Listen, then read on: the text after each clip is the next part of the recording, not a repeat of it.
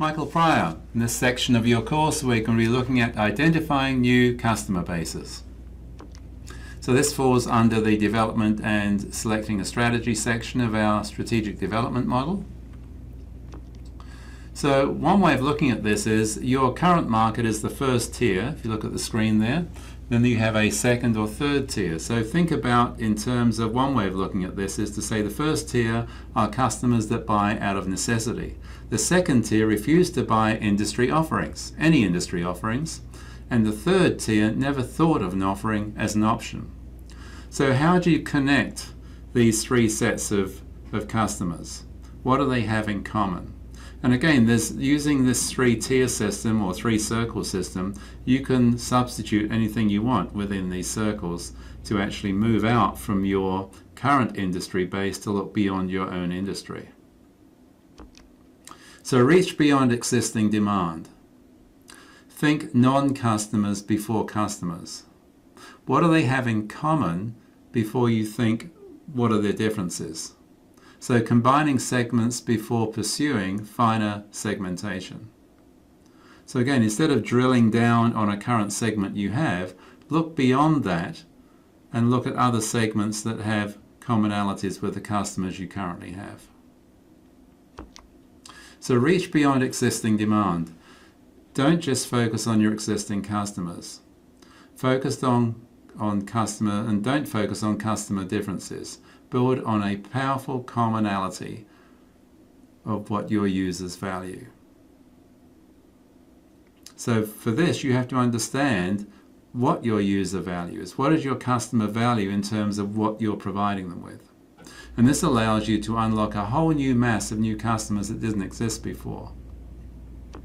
So one way of looking at this is customer experiences. Again, customer experiences are distinct from services as services are from goods. An experience is an emotional impact on your customer. So what experiences do you deliver to your customer that other industries or markets provide to their customers? Lifestyle choices. For example, Harley-Davidson, they're selling a lifestyle rather than a motorcycle. Personal interest. Club Med, for example, the travel company, is more than just a resort. It's a means of rediscovering oneself, of investing in an entirely new me. So again, they're selling a lifestyle experience as a travel option. Preferred brands. Different brands have different personalities. Is there some way of networking with different brands to attract new customers to your organization? Who are your new massive customers? What are the powerful commonalities do your customers have, and what do they value? So what do your customers have in terms of their personalities that you can see in other products, services outside your industry? And do you know what your customers actually value? So unlock a mass of new customers. The question is, what other industries can you connect with or partner with that are touch points for a mass of new customers? So redefining customer engagement in a digital era. So organizations are struggling in three distinct ways. Customers are more easily disappointed than ever. Over 58% say they've seen no improvement in their relationship with businesses in the last 3 years. Customers are quicker to judge businesses critically and are less willing to forgive.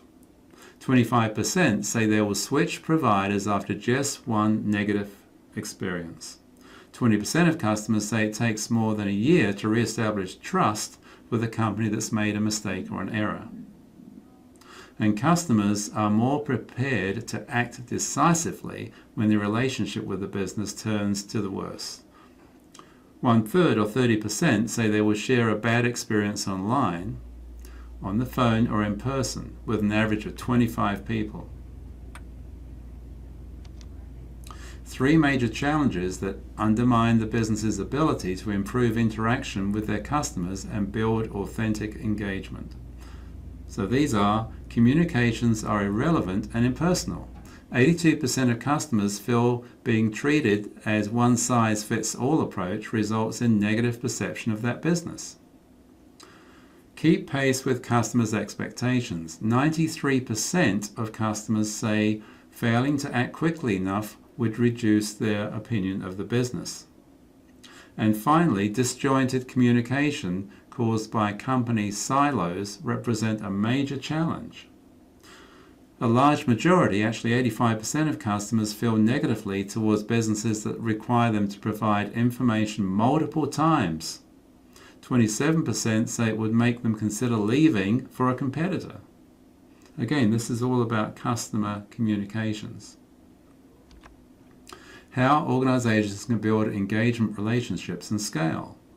Remove organizational barriers to managing the customer experience. Address the obstacles that prevent the delivery of experience throughout the entire customer journey. And this is, again, just highlighting this, you have to remove the obstacles through the whole journey, just not at the beginning, at the end. Ensure the business is learning from every interaction in every channel.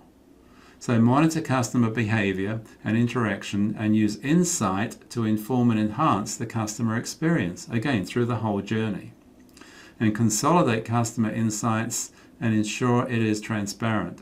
Provide systems to all departments, giving them access to real-time information about customer interactions that are personal and context aware. So again, the real-time information is important here. So the customer buyer utility. What is the value or compelling reason for people to use your product or service? And what customer needs will you satisfy compared to other firms or what has been offered before? So again, what we're saying is understand what the value is and why should customers deal with you. So the buyer utility map, what this is, competition is almost eliminated when exceptional utility is introduced together with a great price. So what are the buyer utility levers? First one is risk. Online banking reduces risk of losing paper financial statements. A customer can print his or her own statements if the old statement is lost. Fun and image. The fun and image lever provides fun and image to the customer. Apple's iPod is a good example of using this lever. Customers obtain a fun and trendy image. Environmental friendliness. Friendliness towards the environment. Fast food chain McDonald's to recycle materials and reduce material content can be seen as usage of an environmentally friendly lever. Customer productivity. It helps you do things faster, better, and in different ways. As an example, in the financial information company Bloomberg, they make traders more efficient by offering instant online analytics. Simplicity. This type of lever makes life easier for the user of the product or service. And finally, convenience. The convenience utility lever is a luxury which lets customers save time or frustration. Online banking saves customers time and frustration. So this is the model. This is the buyer experience cycle model. So these stages represent the stages in which customer is involved within the product or service. You have purchase, delivery, use of the 5 senses, supplements, maintenance, disposal, and then purchase again. So it's a continual circle in terms of the buyer experience with your organization, product, or service. So locating a new product advantage, the buyer utility and buyer experience map. The utility perspective examines all 6 buyer stages of the utility. The buyer experience examines all 6 utilities for every experience stage. So this sounds complicated, but you'll see this in the next slide. By using the following matrix, we can plot an organization's advantage. So this is the buyer utility map. So the current position of your organization is in red, and then you would plot the future benefit or value you're providing to your customer in blue. So along the top of this model, you have the 6 stages of buyer experience. You have the purchase, delivery, the use, supplements, maintenance and disposal. And down the left-hand side, you have the 6 utility levers. Customer productivity, is it simple, is it convenient, is it low risk, is it fun, and is it environmentally friendly? So again, based on your analysis of your organization and understanding your customers, what value are you offering to your customers, and can you plot it here to actually identify those values? So this next slide, you can print this out on the PowerPoint that's supplied with this course, and you can plot exactly where your organization is for this matrix.